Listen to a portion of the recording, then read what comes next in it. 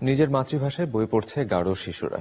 টাঙ্গাইলের মধুপুরে শিক্ষকরা বলেছেন, নিজেদের ভাষা শিখতে পেরে খুশি অভিভাবক ও শিক্ষার্থীরা। নিজস্ব বর্ণমালায় বই থাকায় এ ভাষায় ব্যাপ্তি আরো বাড়বে বলেও মনে করেন তারা। মোস্তফা মল্লিকের রিপোর্ট। চাকমা, মারমা, ত্রিপুরা, ওরাও এবং গারো, এই 5টি ক্ষুদ্র নৃগোষ্ঠীর শিশুরা প্রথমবারের মতো নিজস্ব ভাষায় বই পেয়েছে। এদের মধ্যে টাঙ্গাইলের মধুপুর আর ময়মনসিংহের একাংশে বসবাস করে গারো জনগোষ্ঠী।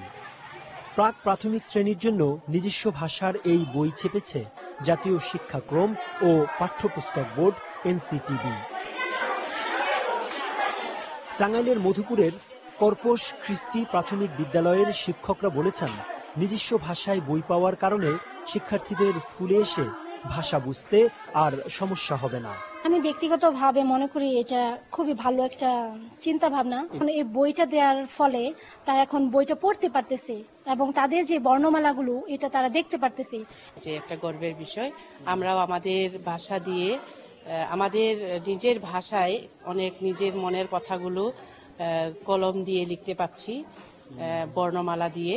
সেটা আমাদের জন্য, আমাদের গারোদের জন্য, মান্দিদের জন্য অনেক সৌভাগ্যের বিষয়। সঠিক সময়েই বই পেয়েছেন বলে জানালেন 46 নম্বর ভুটিয়া সরকারি প্রাথমিক বিদ্যালয়ের শিক্ষকরা।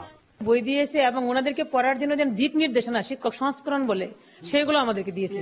হ্যাঁ, পেয়েছি আমরা। বাচ্চাদের উপর তারা আনন্দ বোধ করতেছে যে তাদের নিজের ভাষাও শিখতে পারতেছে, ওই পাশাপাশি বাংলাটা শিখতে পারতেছে, নিজের ভাষা শিখতে পারতেছে, এতে তারা উৎফুল্ল বিদ্যালয়মুখী। টাঙ্গাইল ও ময়মনসিংহের একাধিক স্কুল ঘুরে দেখা গেছে, দু একটি শিক্ষা প্রতিষ্ঠানে ক্ষুদ্র নৃগোষ্ঠীর নিজস্ব ভাষায় বই না এলেও বেশিরভাগ স্কুলের শিক্ষার্থীরা বই পেয়েছে।